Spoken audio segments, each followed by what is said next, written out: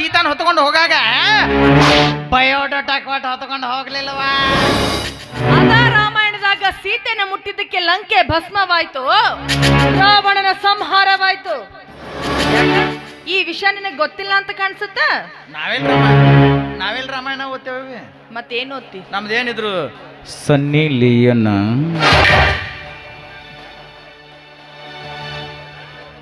ಒಟ್ಟು 5 ನಿಮಿಷದ ವಿಡಿಯೋದ ಮಂದಿನ ಐತ್ ನೋಡಿ ಒಟ್ಟು. ಹೌದು, ನಮ್ಮ ಮನೆಗೆ ಯಾಕೆ ಬಂದಿದ್ಯಾ? ಕೆಲಸ ತಳವೇ ನೀನಂತಕ್ಕ. ನೋಡು, ನನ್ನ ಮನೆ ಬಾಗಿಲಿಗೆ ಬಂದ ಭಿಕ್ಷುಕ ಹೊರಟೋ ಮೊದಲಿನಿಂದ. ನಾ ಭಿಕ್ಷುಕ? ಹೌದು. ಮತ್ ನೀ ಎಲ್ಲಿಗೆ ಹೋಗಿದ್ದಿ? ದೇವಸ್ಥಾನಕ್ಕೆ ಹೋಗಿದ್ದೆ. ಅಲ್ಲಿ ಯಾಕೆ ಹೋಗಿದ್ದಿ?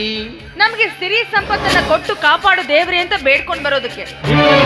ಇಟ್ಟಿದ್ರು ಸಾಲಲ್ಲ, ನಮ್ಗೆ ಇನ್ನೂ ಸಿರಿ ಸಂಪತ್ತು ಬೇಕು. ಇಷ್ಟೊಂದು ಸಿರಿ ಸಂಪತ್ತು ತುಂಬಿ ತುಳುಕತಾ ಇದ್ರು ಆ ದೇವರ ಹತ್ತಿರ ಹೋಗಿ ಇನ್ನಷ್ಟು ಸಿರಿ ಸಂಪತ್ತು ನೀಡು ದೇವ ಎಂದು ಬೇಡಿಕೊಳ್ಳುವ ನೀನು ನಿಜವಾದ ಭಿಕ್ಷುಕಿ ಅಲ್ಲ, ನೀ ಏನಾರು ಹುಚ್ಚದೇನ? ಧಾರವಾಡಕ್ಕೆ ಹೋಗ್ಬೇಕು. ನಿನಗೆ ಅಕ್ಕ ತಂಗಿಯರ ಅದಾರ ಇಲ್ಲ? ಮನ್ಯಾಗ ಅದಾರು. ನಿನಗೆ ಸ್ವಲ್ಪರ ನಾಚಿಕೆ ಮಾನ ಮರ್ಯಾದೆ ಅನ್ನೋದರ ಐತಿಲ್ಲ? ಆದಿದ್ರ ನಾ ಯಾಕೆ ಇಲ್ಲಿ ಬರ್ತಿದ್ನಿ? ನೋಡವಿ, ನಾ ಡೈರೆಕ್ಟ್ ವಿಷಯಕ್ಕೆ ಬಂದ್ಬಿಡ್ತೀನಿ. ಏನದು ವಿಷಯ? ಎಷ್ಟು ವರ್ಷಗಳು ಕಳೆದ್ರು ಒಂದು ಹೆಣ್ಣು ಹೆತ್ತ ಮೇಲೆ ನಿನಗೆ ಇನ್ನೊಂದು ಮಗು ಆಗಲಿಲ್ಲ. ಅದಕ್ಕೆ ಕಾರಣ ಐತಿ. ಏನಂತ ಕಾರಣ ಐತಿ? ಬತ್ತಿ ಹೋದ ಬೋರ್ನ್ಯಾಗ ನೀರು ಜಿಗಿ ಅಂದ್ರೆ ಎಲ್ಲಿಂದ ಜಿಗಿತೈತಿ? ಒಂದೇ ಒಂದು ಅವಕಾಶ ಕೊಟ್ಟು ನೋಡು. ಇನ್ನೊಂದು ಮಗು ಬಾ, ನಾನು ಇನ್ನೂ ಬಂದ ಬಿಡ ಒಳಗ ಬಾ. ನಾ ಒಬ್ಬನಾಗಿನ ಬಾಯಿಗೆ ಭಾಳ ಹರಡತ್ತ. ಇನ್ನೊಂದು ಮಗುವಿನ ಭಾಗ್ಯ ಕೊಡ್ತೀನಿ. ನನ್ನ ಗಂಡನ ಪಾದದ ಧೂಳಿಗೂ ಸಮನಾಗದ ಪಾಪಿ ನಮ್ಮ ಮನೆಯಲ್ಲಿ ನಿಂತು ನನಗೆ ಈ ರೀತಿ ಮಾತನಾಡ್ತೀಯ? ಕಿತ್ತೂರ ರಾಣಿ ಚೆನ್ನಮ್ಮ, ಝಾನ್ಸಿ ರಾಣಿ ಲಕ್ಷ್ಮೀಬಾಯಿ, ಒನಕೆ ಒಬ್ಬವ ಹುಟ್ಟಿದ ಪುಣ್ಯದ ನಾಡಿದು. ಎಂತ ನಾಡಿನಾಗ ನಿನ್ನಂತ ನಾಲಾಯಕ ಬದುಕೋದಕ್ಕೆ ಅರಾನಲ್ಲ, ಸಾಯೋದಕ್ಕೆ ಸಿದ್ಧನಾಗು.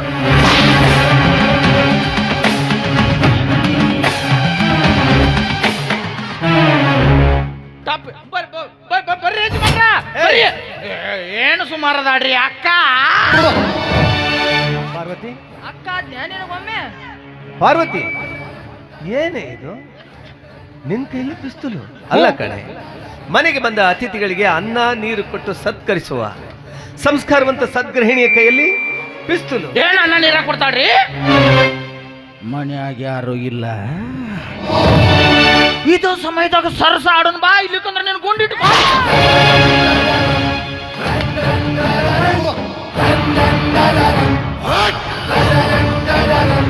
ಇವನ ಅತಿಥಿ ಅಲ್ಲ, ಇವನೊಬ್ಬ ಗೋಮುಖ ವ್ಯಾಘ್ರ. ಇವನ ದೇಹ ಸೀಳಿ ಇವನ ರಕ್ತದ ಬೋಕಳೆ ಆಡ್ತೀನಿ. ಯವ್ವ, ಹೊಟ್ಟಿಗೆ ಏನಾರ ತಿಂತೀನಿ. ಪಾರ್ವತಿ,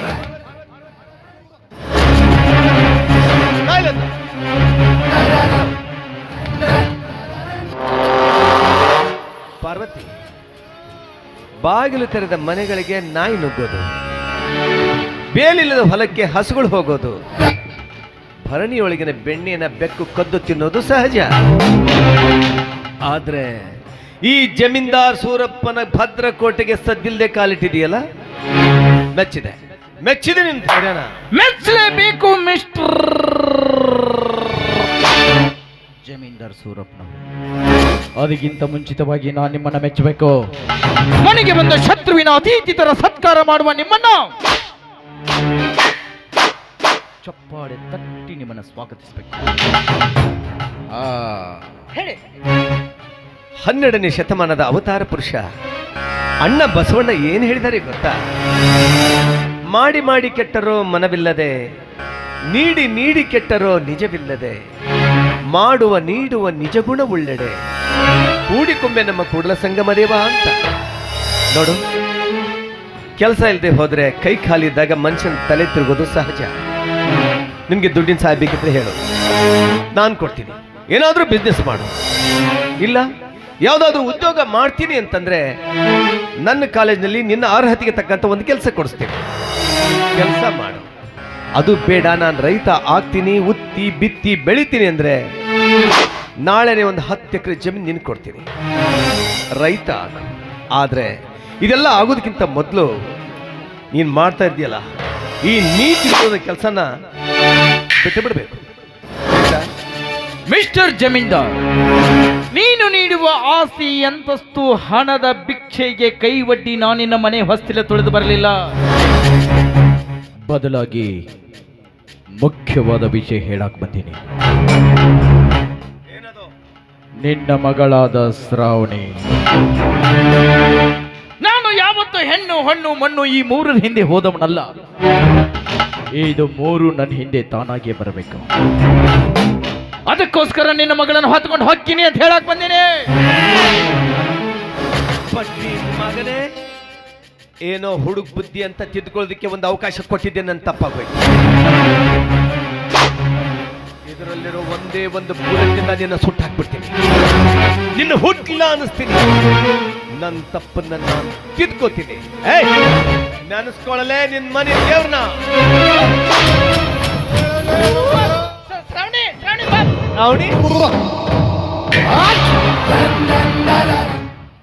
ಕಂತ್ರಿ ಕುತಂತ್ರ ಮಾಡಿ ಓಡಿ ಹೋಗ್ಬಿಟ್ಟ. ಹೋಗು, ಇನ್ನು ನಿನ್ನ ಪಾಪದ ಕೂಡ ತುಂಬಿಲ್ಲ.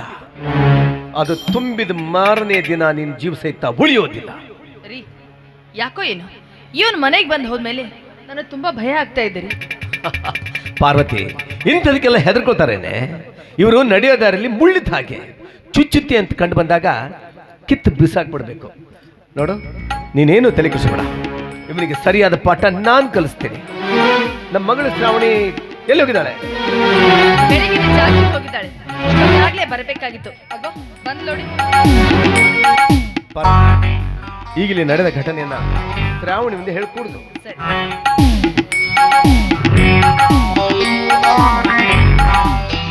High dad, good morning. Good morning. Shravani, ಏನಮ್ಮ ಜಾಗಿಂಗ್ ಹೋದವಳು ಇಷ್ಟೊಂದು ಲೇಟ್ ಆಗಿ ಬರೋದು? ಅಲ್ಲ ಕಣಮ್ಮ, ಯಾಕೆ ಇವತ್ತು ಕಾಲೇಜಿಗೆ ರಜೆನಾ? ಇಲ್ಲ ಡ್ಯಾಡಿ, ಇವತ್ತಾಗ ತುಂಬಾ ಬೇಜಾರಾಗ್ತಿದೆ. ಅದಕ್ಕೆ ಇವತ್ತು ಒಂದೇ ಒಂದಿನ ಕಾಲೇಜ್ಗೆ ಹೋಗೋದಿಲ್ಲ. ಕಾಲೇಜಿಗೆ ಹೋಗೋದಿಲ್ವಾ? ಅಲ್ಲ ಕಣಮ್ಮ, ಕಾಲೇಜ್ಗೆ ಹೋಗ್ತೀನಿ ಅಂತ ಹಠ ಮಾಡಿದವಳು ನೀನು, ಕಾಲೇಜ್ಗೆ ಅಡ್ಮಿಷನ್ ಮಾಡಿಸ್ತವನು ನಾನು. ಹೋಗೋದಕ್ಕೆ ಇಷ್ಟ ಇಲ್ಲ ಅಂತ ಹೇಳ್ತಾ ಇದೀಯ? ಸರಿ ಬಿಡು, ನಿನ್ನಿಷ್ಟ. ಏನ್ರಿ, ಅವಳು ಹೇಗೆ ಎತ್ತಲೋ ಹಾಗೆ ಕುಣಿತಿರಲ್ಲ ರೀ. ನಾನು ನಿಮ್ಗೆ ಅವತ್ತೇ ಬಡ್ಕೊಂಡೆ ಅವಳ ಕಾಲೇಜಿಗೆ ಸೇರ್ಸೋದ್ ಬೇಡ ಅಂತ. ಎಲ್ಲಿ ನನ್ನ ಮಾತು ಕೇಳ್ತೀರಾ? ಇವತ್ತು ನೋಡಿದ್ರೆ ಕಾಲೇಜ್ಗೆ ಹೋಗೋದಿಲ್ಲ ಅಂತ ಹೇಳ್ತಿದ್ದಾಳೆ. ಶ್ರಾವಣಿ, ಕಾಲೇಜ್ಗೆ ಹೋಗುವಾಗ ಬರುವಾಗ ಅಥವಾ ಕಾಲೇಜ್ನಲ್ಲಿ ಯಾರ ಜೊತೆ ಆದ್ರೂ ಜಗಳ ಆಯ್ತಲ್ಲಮ್ಮ? ಹಾಗೇನಿಲ್ಲ ಡ್ಯಾಡಿ, ಅದು ನಿನ್ನೆ ರಾತ್ರಿ ಕನಸಿನಲ್ಲಿ ಹಾ. ಒಂದು ವಿಷಪೂರಿತ ನಾಗರ ಹಾವು ನನ್ನನ್ನು ರಸ್ತೆಯಲ್ಲಿ ತಡೆದು ಕಚ್ಚಲಿಕ್ಕೆ ಬಂದಿತ್ತು ಡ್ಯಾಡಿ. ನಾಗರ ಹಾವು ಕನಸಲ್ಲಿ ಬಂದಿತ್ತಾ ಅಥವಾ ಕಾಲೇಜು ರೋಡಲ್ಲಿ ಬಂದಿತ್ತಾ? ಶ್ರಾವಣಿ, ನಾನು ನಿಮ್ಮಪ್ಪ ಕಣಮ್ಮ. ಈ ಊರಲ್ಲಿ ಯಾವ ದಾರಿಯಲ್ಲಿ ಯಾವ ಏರಿಯಾದಲ್ಲಿ ಯಾವ ಹಾವು ಇದೆ ಅಂತ ನನಗೆ ಚೆನ್ನಾಗಿ ಗೊತ್ತು. ಹೇಳಮ್ಮ, ನಿನ್ನ ನೆಮ್ಮದಿಗೆ ಭಂಗ ತಂದ ಆ ಮಂಗನ ಮಗ ಯಾರು ಅಂತ ಹೇಳು. ಹುಟ್ಟಿಲ್ಲ ಅನ್ಸ್ಬಿಡ್ತೀನಿ, ಹೇಳು. ನೋಡು, ನಿನಗೆ ನಾಳೆನೇ ಕಾಲೇಜ್ಗೆ ಹೋಗೋದಕ್ಕೆ ಸೆಕ್ಯೂರಿಟಿ ಅರೇಂಜ್ ಮಾಡ್ತೀನಿ, ಆಯ್ತಾ? ಅವನ್ ಯಾರಂತ ಹೇಳಮ್ಮ. ಆ ಮುಳ್ಳನ್ನ ಚಿಕ್ಕದಿರುವಾಗಲೇ ಕಿತ್ತಿ ಬಿಸಾಕಬೇಕು. ಇಲ್ಲದಿದ್ರೆ ಮುಂದೆ ದಾರಿಯಲ್ಲಿ ಓಡಾಡೋರಿಗೆ ತುಂಬಾ ತೊಂದರೆ ಆಗುತ್ತೆ. ಶ್ರಾವಣಿ, ಈ ಜಮೀನ್ದಾರನ ಏಕೈಕ ಸುಪುತ್ರಿಗೆ ಕಂಡಲ್ಲಿ ಕಿರುಕುಳ ಕೊಡ್ತಾ ಇರುವ ಆ ಮಂಗನ ಮಗನ ಯಾರು ಅಂತ ಹೇಳಮ್ಮ. ಟೆಲ್ ಮೀ, ಹೇಳು.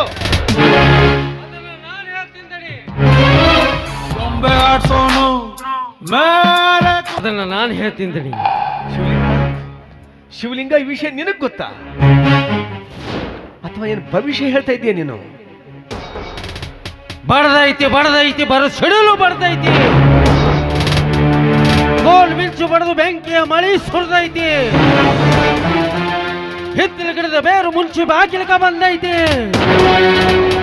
ಸದ್ಯದಲ್ಲಿ ಈ ಅರಮನೆಗೆ ಗಂಡಾಂತರ ಕಾದೈತಿ.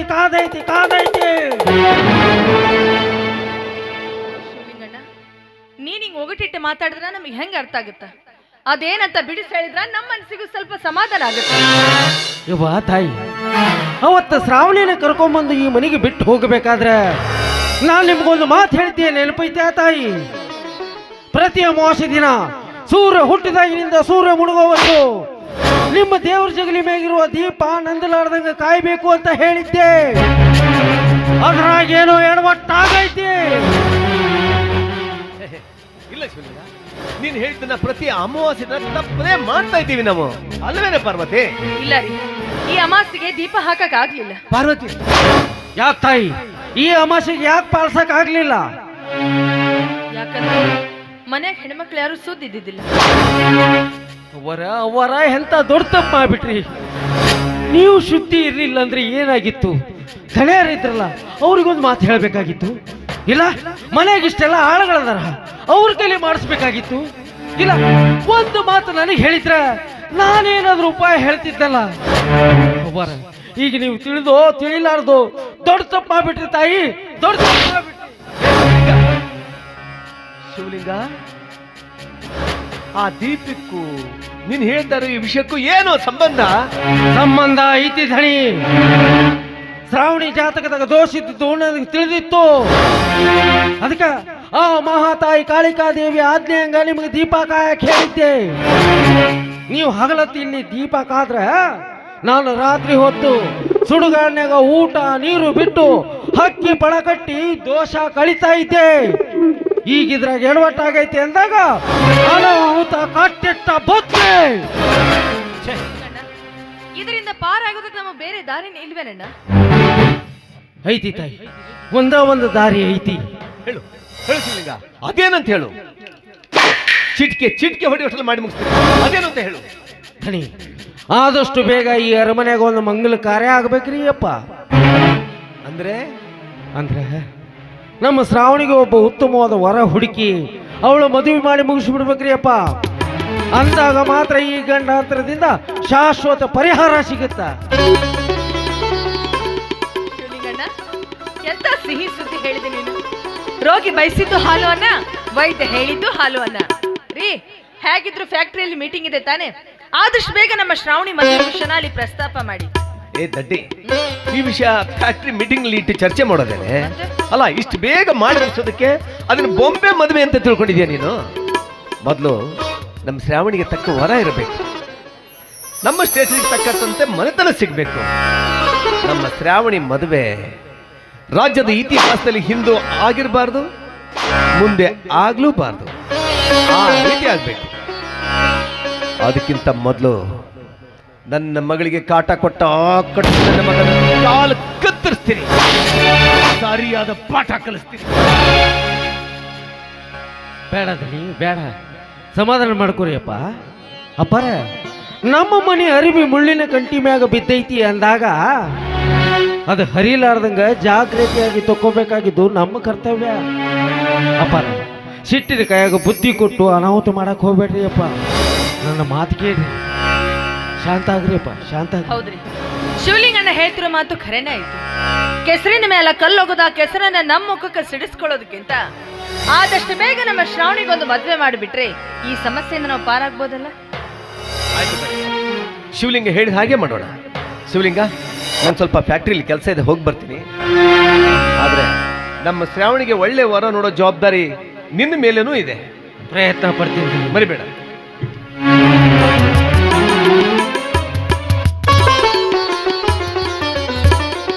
ಶಿವಲಿಂಗಣ್ಣ, ಅವರೇ, ಎಂತ ಸಿಹಿ ಸುದ್ದಿ ಹೇಳಿ, ಇವತ್ತಿಲ್ಲೇ ಊಟ ಮಾಡ್ಕೊಂಡು ಹೋಗು. ಬ್ಯಾಡ್ರಿ ಅವ, ಯಾಕೋ ನನ್ನ ಹೊಟ್ಟೆ ಹಸ್ತಿಲ್ಲ. ಅದು ಏನು ಕೊಡ್ಬೇಕಂತ ಮಾಡಿರೋ ಜೋಳಿಗೆ ಹೆಂಗೆ ನೀಡ್ಬಿಡ್ರಿ ತಾಯಿ. ಹೊಟ್ಟೆ ಹಸ್ದಾಗ ಆ ನಮ್ಮಪ್ಪ ಗವಿಸಿದ್ದಪ್ಪಗೆ ನೈವೇದ್ಯ ಹಿಡಿದು ಪ್ರಸಾದ ಅಂತ ಸ್ವೀಕಾರ ಮಾಡ್ತೀನಿ. ಶ್ರಾವಣಿ, ತೆಗೆದುಕೊಂಬ. ಶಿವಲಿಂಗಣ್ಣ, ನನ್ನ ಮಗಳಿಗೆ ಒಳ್ಳೆ ವರ ಹುಡ್ಕೋ ಜವಾಬ್ದಾರಿ ನಿನ್ನ ತಲೆ ಮೇಲೂ ಐತೆ. ಪ್ರಯತ್ನ ಪಡ್ತೀನಿ ತಾಯಿ. ಯವ್ವ, ನಾನು ಇಷ್ಟೊತ್ತಕ ಹೇಳಿರೋ ಮಾತು ತಿರಸ್ಕಾರ ಮಾಡಕ್ ಹೋಗ್ಬೇಡ್ರಿ ತಾಯಿ. ಆದಷ್ಟು ಬೇಗ ನಮ್ಮ ಶ್ರಾವಣಿಯ ಮದುವೆ ಆಗಿಬಿಡ್ಬೇಕ್ರಿ ಯವ್ವ. ಅದು ಬೇಗನೆ ಆಗುವಂಗ ನೋಡ್ಕೊಳ್ಳೋ ಜವಾಬ್ದಾರಿ ನಿಮ್ಗೆ ಕೊಡೈತಿ ತಾಯಿ. ನನ್ನ ಮಗಳ ಮದ್ವೆ ಮಾಡಬೇಕು, ನನ್ನ ಮಗಳ ತಲೆ ಮೇಲೆ 4 ಅಕ್ಷತೆಗಳು ಹಾಕ್ಬೇಕೆನ್ನೋ ಆಸೆ ನನಗೂ ಇದೆ. ನೋಡು, ನನ್ನ ಮಗಳಿಗೆ ಒಳ್ಳೇದಾಗತ್ತಂದ್ರ ನೀ ಎಂತ ಕೆಲಸ ಹೇಳಿದ್ರು ನಾವು ಮಾಡ್ತೀವಿ. ನನಗೆ ಅಪ್ಪಣೆ ಕೊಡ್ರಿ ಅವ್ವ. ಶ್ರಾವಣಿ, ನಾನಿನ್ ಹೋಗ್ಬರ್ಲ ಅವ್ವ?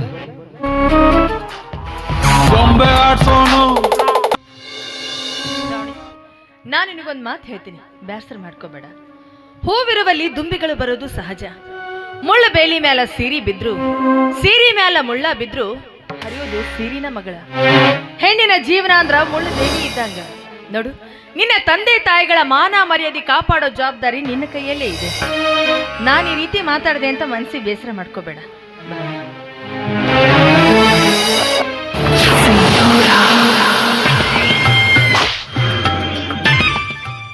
ಮಿಸ್ಟರ್ ನೀಲಕಂಠ,